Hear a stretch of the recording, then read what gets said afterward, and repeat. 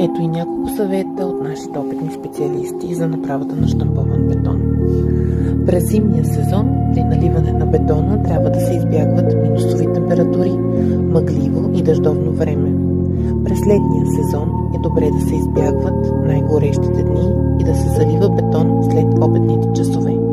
Важна стъпка е избора на бетоновия възел, от който ще се поръчва бетон и поставянето на правилните добавки.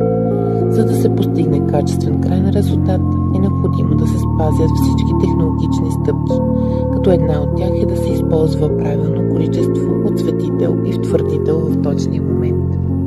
Не бива да се подценява и последния етап от технологията, а именно запечатването на бетона със специален лак за щампован бетон. За поддържането на бетона в добро състояние във времето е необходимо да се прелакира през няколко години.